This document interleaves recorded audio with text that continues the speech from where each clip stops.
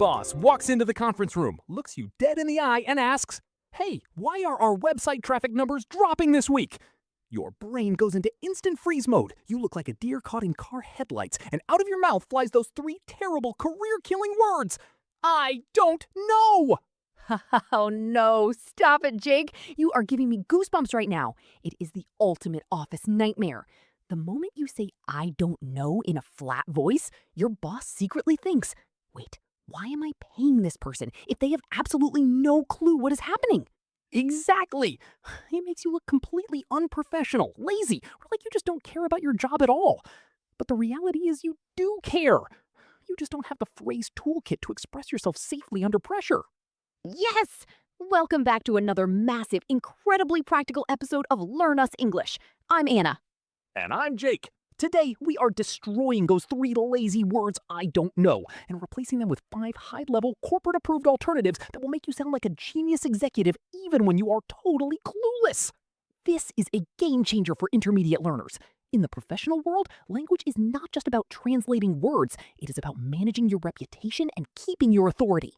Absolutely. And today we are expanding deeply on our first few high-level phrases, exploring the danger of the mental blank and analyzing the balance of how you handle sudden questions from management.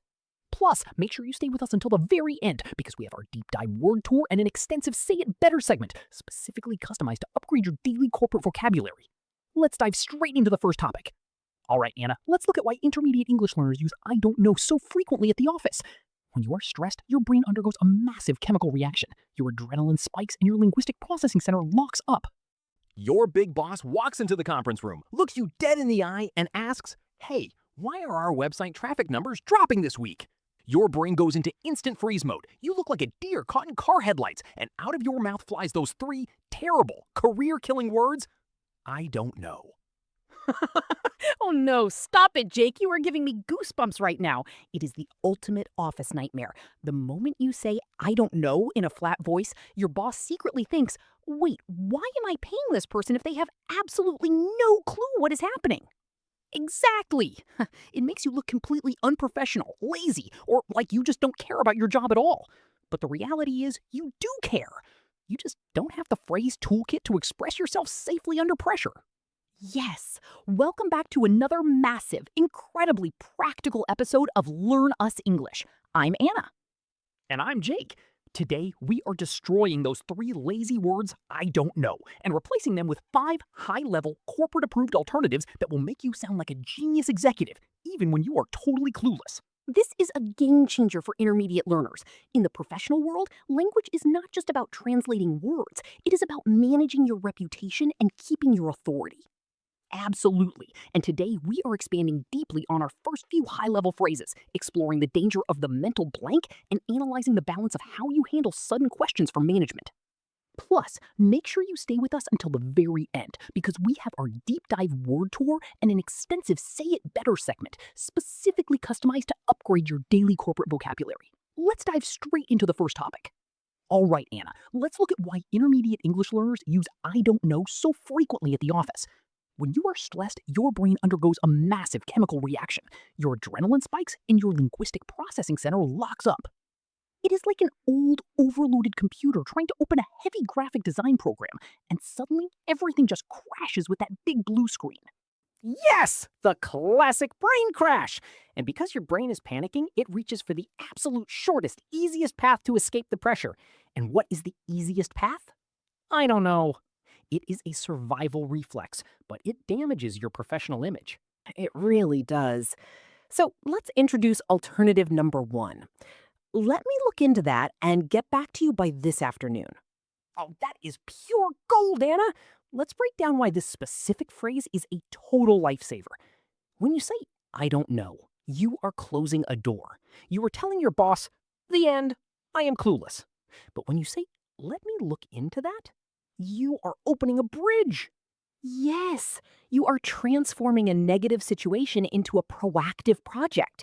You are telling your team, I might not have the numbers inside my head right this microsecond, but I am an active problem solver who knows exactly how to go find them. Let's look at the balance of this phrase. What are the pros and cons of using this corporate shield? Let's break it down. The pros. It instantly buys you time. It takes the giant spotlight off your face and gives you a few hours to breathe, check your files, and prepare a beautiful response. It makes you sound organized, responsible, and highly professional. The cons? The downside is that you are making a binding promise. If you tell your boss you will get back to them by this afternoon and then you completely forget about it because you went out for a long lunch, oh wow, you are in massive trouble. Your credibility will drop to zero. Yes, you actually have to do the work. You can't just use it as a magic trick to escape the meeting and then play video games at your desk. Exactly. Now, let's talk about a major, super embarrassing failure I had with this phrase early in my career. I was working as a junior marketing assistant at a busy agency. During a massive client meeting with 20 people, the big director turned to me and asked about the conversion rate of our latest email campaign. Oh no, the conversion numbers! That is a heavy data question, Anna. What did your brain do? Oh, Jake, my mind became as empty as a desert. I panicked so hard. I wanted to use this phrase, but because I hadn't practiced it out loud, my tongue got completely twisted. I stood up, looked at the client, and said, I will look at you later today with the numbers. I will look at you later today? Oh my goodness, that sounds so creepy and threatening, like you were going to stalk them in the parking lot. I know. The client looked so uncomfortable. The whole room went dead silent. My manager had to clear his throat and say, Anna means she will send an email report later.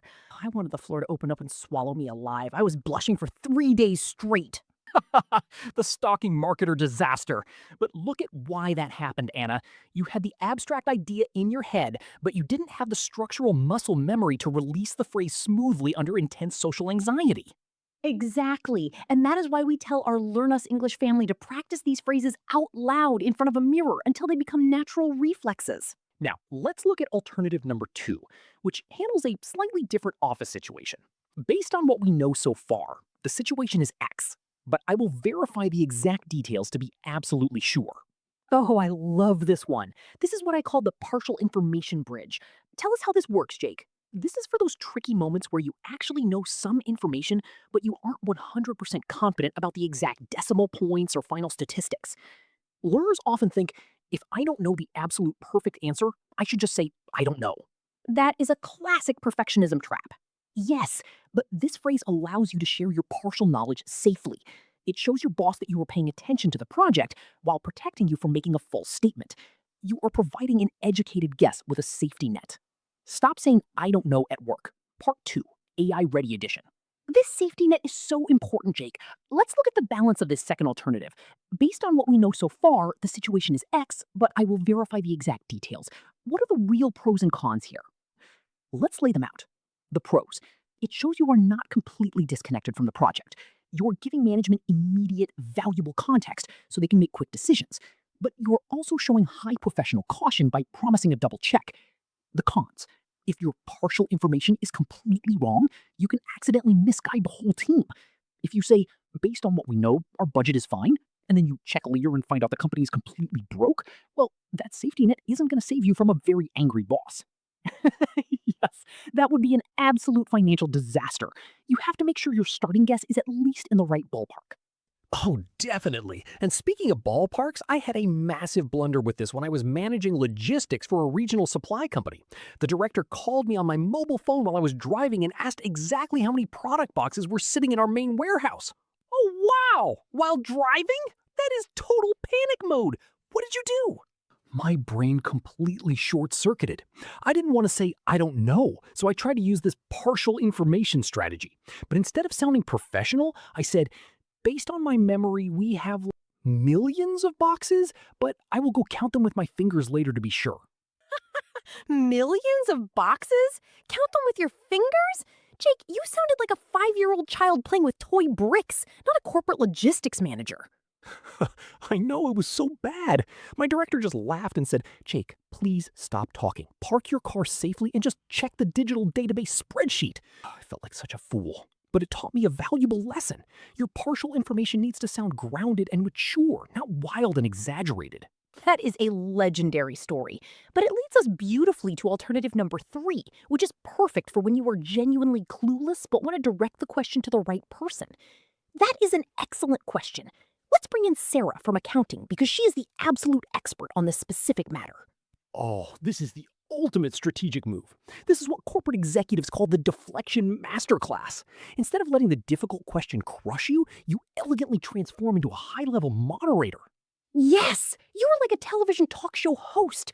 You are taking the giant burning spotlight off your face and shining it directly onto a colleague who actually has the answers. Let's look at the pros and cons of this deflection strategy. The pros, it saves your brain from a total crash. It shows you understand the structure of your company and you know exactly who handles what. It actually builds teamwork because you are publicly praising your colleagues' expertise. The cons, you have to be incredibly careful not to throw your friends under the corporate bus. If you suddenly point your finger at Sarah without warning her first and she is secretly sleeping or drinking coffee, she will look completely shocked and she will absolutely hate you for the rest of the week. Oh, the office politics. Yes, you don't want to create enemies at the water cooler. You should only use this if that person is genuinely responsible for that data and ready to speak. Exactly. Now let's move to alternative number 4, which is a fantastic tool for brainstorming sessions or creative planning meetings. I want to make sure I give you the most accurate answer possible, so let me run a quick analysis and update you via email. Oh, look at the vocabulary in that one. Run a quick analysis. That sounds incredibly sophisticated and data-driven.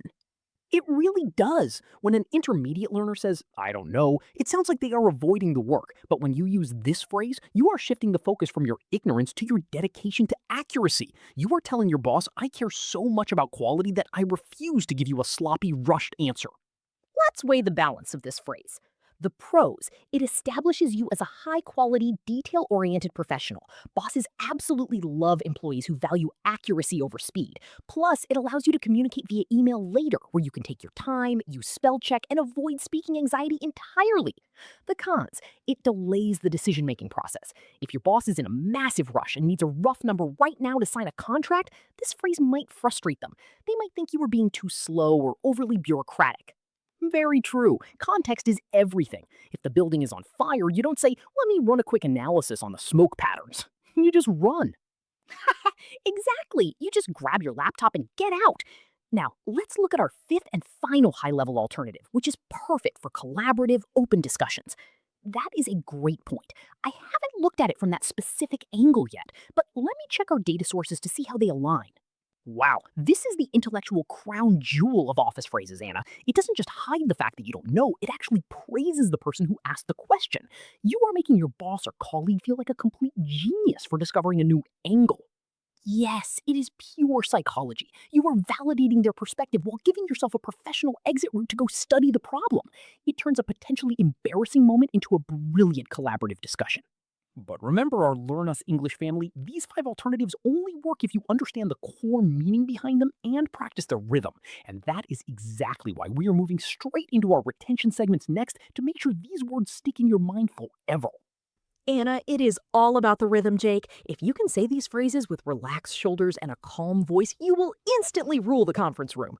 Now, everyone, let's intentionally slow down our pacing and step straight into our favorite segment of the show, the word tour.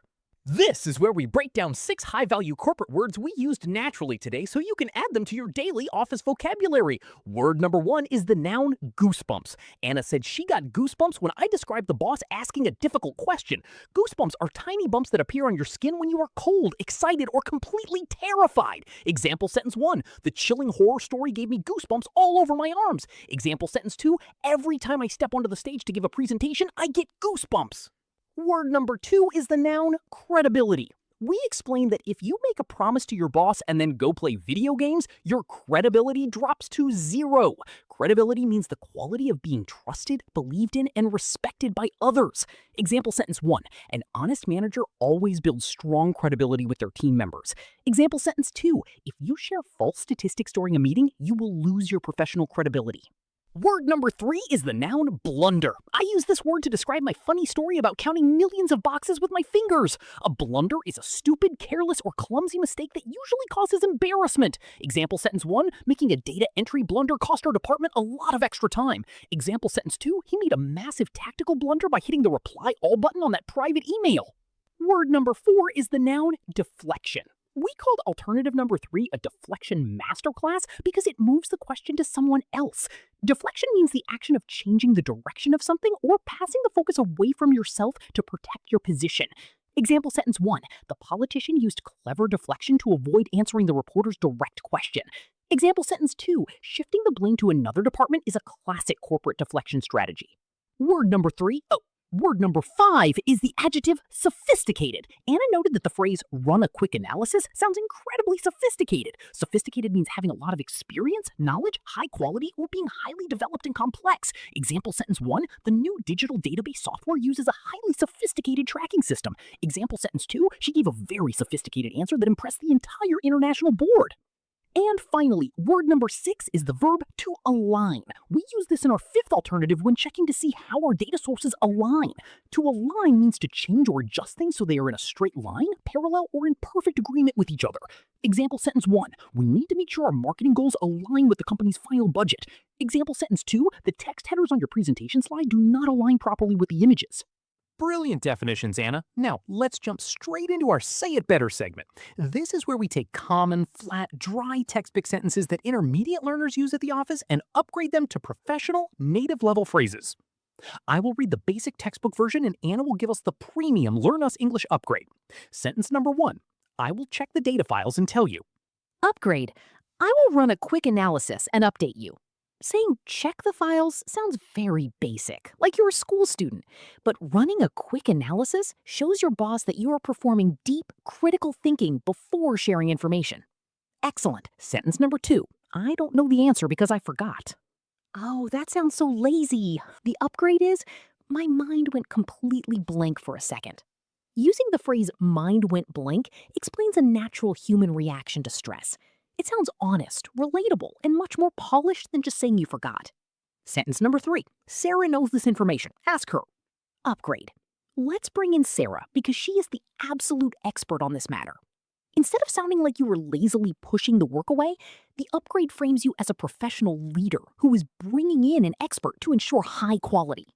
Sentence number 4. I will do this work very fast right now. Upgrade. I will make this my top priority today. Saying you will do something fast can sometimes sound rushed or sloppy, but telling your manager it is your top priority reassures them that you are organizing your schedule with extreme care. And sentence number 5. Your idea is completely new and I didn't think about it. Upgrade. I haven't looked at it from that specific angle yet. This is a beautiful corporate upgrade. Describing a new perspective as an angle makes you sound deeply intellectual, open-minded, and highly cooperative.